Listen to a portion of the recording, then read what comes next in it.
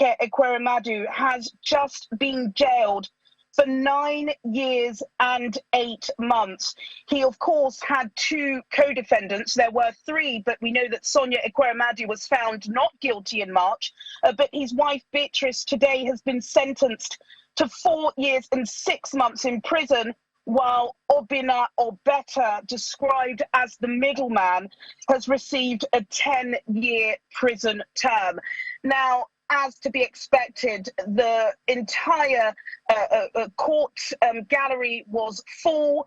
We had media from across the spectrum. In fact, something that was only introduced into the British court this year was the fact that the judge's ruling was filmed live on a very popular channel here, Sky News. So the entirety of this country have been following this case. Of course, we know from following this case extensively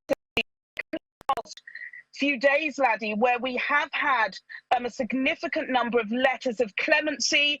This was spoken of by the defense lawyer. And in fact, the judge did actually say one of the reasons why he reduced the sentence for the senator was because of those letters.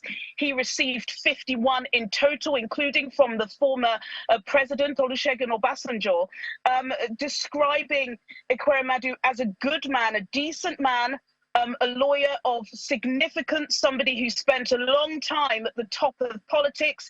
His fall from grace couldn't be any more glaring or any more significant. And he said he took that into consideration and reduced his sentence. But he said, and disagreeing with what the statements were from the defense team, that he knew all along what he was doing, considering he was so intelligent, was so fundamental to the birthing of democracy in Nigeria and, in fact, ECOWAS.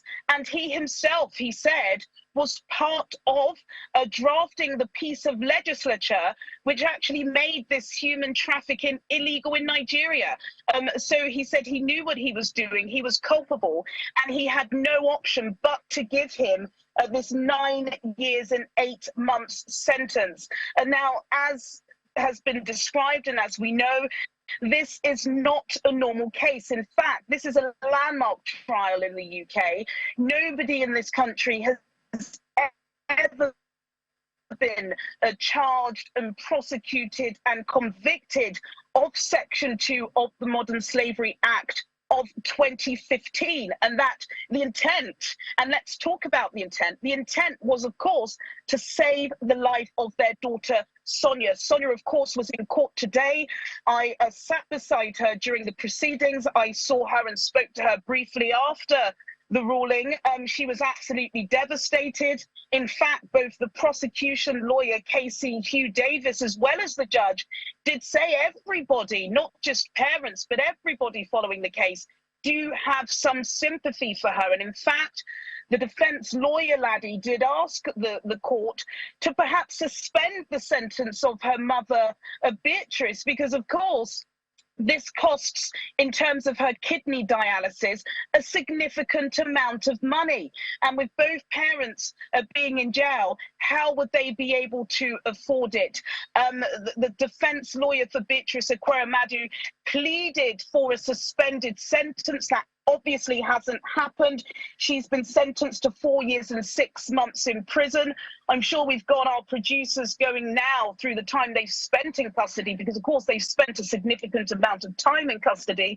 This is going to be taken into account. So with the 4 years and 6 months, for example, that Beatrice got, and because of the laws in this country, she will spend half of that sentence in prison and the rest on license, where you're tagged and you have a curfew, and of course taken into account the 100 or so days that they've been in court. I've got to tell you, it was very dramatic, very tense at times. Laddie, as you know, Channels Television in London has been covering the entirety of the case, including when it first came into the public domain in the summer of last year.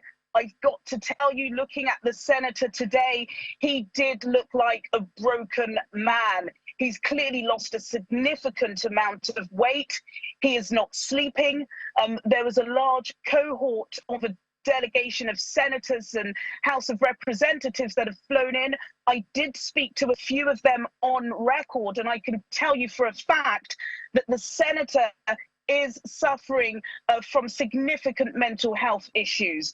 I won't go into the details of it, but they are very afraid of him trying to take his own life.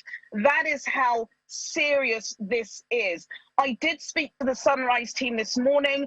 I was asked whether or not the letters and the pleading of clemency would be taken into account. I wasn't sure of that, but it did make a difference. The judge said in his summary that he read each and every individual of those 51 letters, and he did say about all three of the defendants that they were of good character, and that this is an isolated case and it is landmark in its fruition. So yes, just to re-emphasize the breaking news that's just happened just less than 30 minutes ago.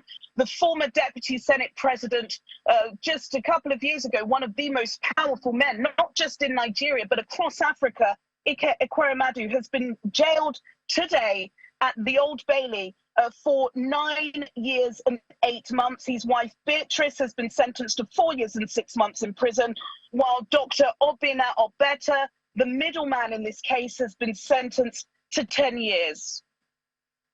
Juliana, thank you very much for your reporting and for your continuous coverage of this story. It's breaking news out of London, and we'll keep tabs on it. But before you go, perhaps I can just ask you about, are there any options of appeal available to the senator and his wife?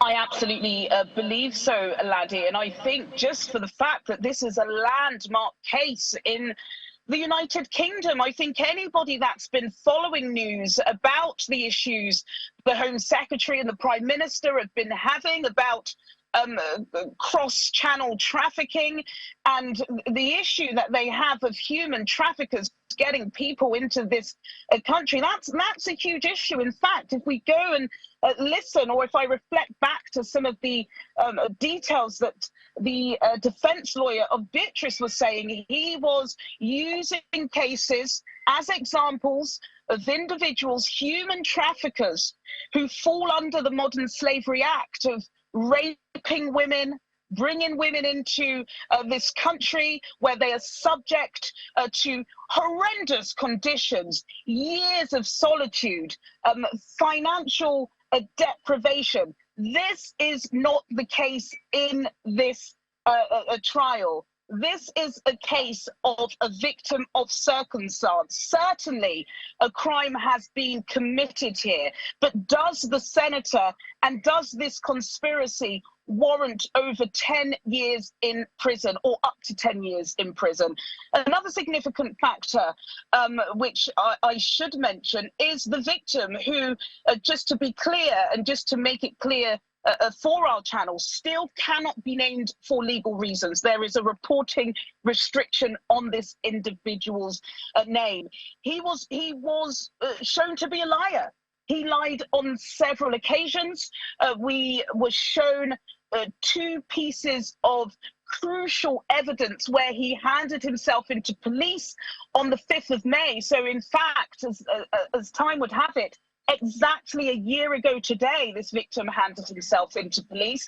He lied to police, saying that he was 15 years old, that he had no family, that his parents died when he was very young. We know that's not the case anymore. He also lied on a second occasion to police. We saw that video evidence.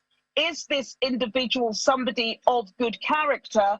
Well, that's something for the defense lawyers to try and appeal in court. Certainly, there will be an appeal. There is outrage, not just from the delegation that flew in, but from those who believe that the intent was never evil and the fact that the act wasn't taken out. So yes, this is it's a case that has stirred plenty of emotion, not least from those in the public gallery, but also the defense lawyers and including the judge, who, like I said in his ruling, did say that the senator is a man of good character. Just very briefly as well, Laddie, just to mention in terms of appeal, can the senator afford to appeal this case? He has spent a ridiculous amount of money on his legal counsel, not only for himself, but of course for his wife and Sonia, trying to undergo private medical care in this country costs a significant amount of money. We know that there are several parts of his fortune that have been seized or under question by the EFCC that were mentioned several times during court. In fact, his own lawyer did say that he's upwards of £1 million in debt, and that to fund this case, he has had to borrow money left, right, and centre. So it's obvious to presume that, yes, of course, they would be appealing this ruling, but can the senator afford it? Another question for the Nigerian government is, was it too little too late? Should these pleas of clemency have arrived before the new year, Laddie? Why was it at the last stage that we did start seeing these letters? In fact, I think the most significant letter we saw at the beginning was from the former president, Olusegun Obasanjo. The judge said he took this into account. Perhaps this information was to have got to the Crown Prosecution Service prior to the case going to court. We could have been in a different situation. But again, to reiterate the breaking news from the top of the hour, the senator has been jailed for 9 years and 8 months. Beatrice Ekweremadu has been jailed for 4 years and 6 months. And Obinna Obeta, the middleman in this organ harvesting trial, has been sentenced to 10 years in prison at the Old Bailey today. Thank you so very much, Juliana Olayinka, our London bureau chief, reporting there on the breaking story out of the British capital that former Deputy Senate President Ike Ekweremadu has been sentenced to 9 years and 8 months as a result of his conviction over the organ harvesting case, which has been ongoing in the United Kingdom. His wife got, that's Beatrice, got 4 years and 6 months. And Obinna Obeta, Dr. Obinna Obeta, who is described as the middleman in the case, was sentenced to 10 years in prison. Thank you very much, Juliana, for your reporting. And so at that point, our breaking story, of course, is that Deputy Senate President Ike Ekweremadu has received a sentence alongside his wife, Beatrice, over the organ harvesting case.